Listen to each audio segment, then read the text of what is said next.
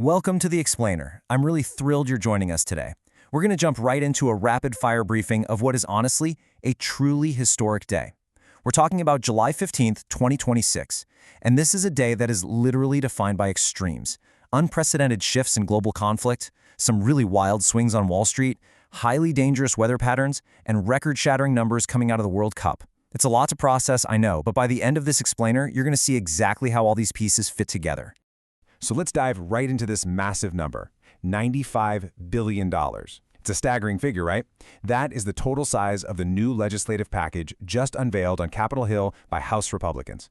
Now, while the bill does include a few different things like defense boosts, aid to farmers, and some strict voter registration rules, the absolute core of this package is $73 billion earmarked specifically for military costs tied to the ongoing Iran war. Vice President Vance actually traveled up to the Hill to personally rally House members behind it. And that brings us directly to our first extreme of the day, the Iran war economy. To really grasp the geopolitical shockwaves here, just look at the commercial traffic. Before hostilities kicked off back in February, we saw about 110 commercial ships passing through the Strait of Hormuz every single day. Today, that number has basically plummeted to just 13. And that's all due to the ongoing strikes on commercial vessels and the current U.S. naval blockade. You can imagine what that kind of choke point does to the global market. This sustained disruption is keeping energy markets incredibly tense, pushing Brent crude oil above $82 a barrel. And, with uncertainty always comes fear, which is driving investors straight to the ultimate safety net. It's kept gold holding above $4,130 an ounce for 4 consecutive sessions now. Right in the midst of these geopolitical tensions, there's also been a very sudden shift in Washington. Senator Lindsey Graham, who was a leading Senate voice advocating for U.S. military action against Iran, has passed away at the age of 71. He died of an aortic dissection following a sudden illness just hours after returning from a trip to Ukraine. His sister, Darlene, has been appointed as the interim senator, and South Carolina has officially set a special GOP primary for August 11th to determine their nominee for November. Moving on to extreme number 2, AI driving a massive market rebound. Wall Street's volatile tech sector is telling a completely different story right now. Look at the sheer scale of the tech boom.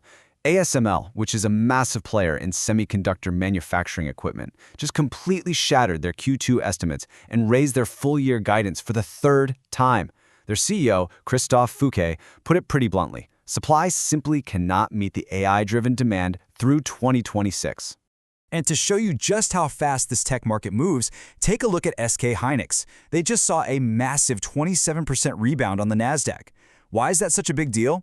Well, it happened immediately after the stock suffered its worst single-day drop ever during Monday's session in Seoul. But with South Korea announcing a record AI budget, investors basically turned right around and bought back in. When you tie all this together, Q2 earnings are racing well past the projected 20% growth pace.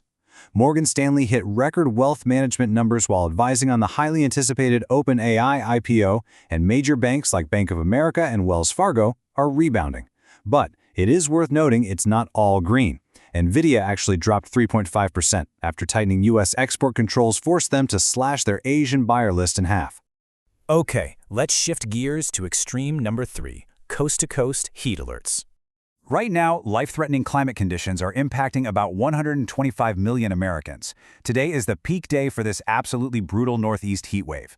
New York City is expected to hit 103 degrees, and Philadelphia is staring down a staggering potential high of 107. We are very likely going to see daily temperature records falling all across the region today. But, it's not just the temperature itself. Walk through this sequence with me to see how these hazards are actually compounding. First, you have that extreme heat dome locked over the Northeast.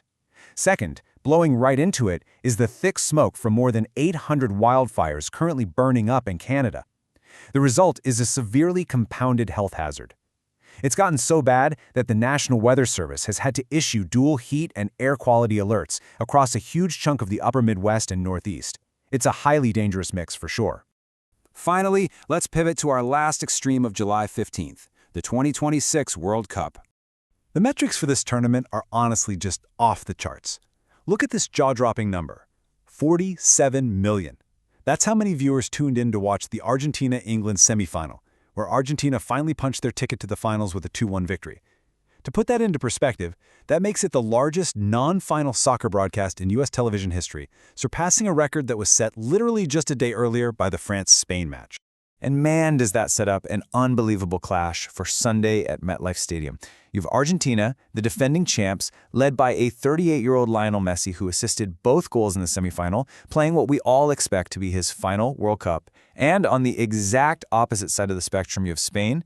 They're coming in with what analysts are calling a historic defense that's only conceded a single goal all tournament, and they feature the 18-year-old phenom Lamine Yamal. It is a spectacular contrast. Beyond the action on the pitch, the financial gravity here is completely unprecedented. Economic development authorities just revised their total economic impact estimates across the 16 U.S. host cities to a whopping $8 billion. That completely shatters the $6.5 billion pre-tournament forecast, just proving how massive the footprint of this event really is. So we've seen a world disrupted by a $95 billion war package, global supply chains choked down to a trickle, an AI-fueled market that is just racing ahead of reality, life-threatening heat coast to coast, and a cultural milestone breaking literally every record in the book. It all leaves us with one critical question. As these intersecting extremes become our new normal, how are they going to shape the rest of 2026? Are we adapting, or are we just holding on for the ride? Something to think about. Keep asking questions, and thanks so much for joining me on The Explainer.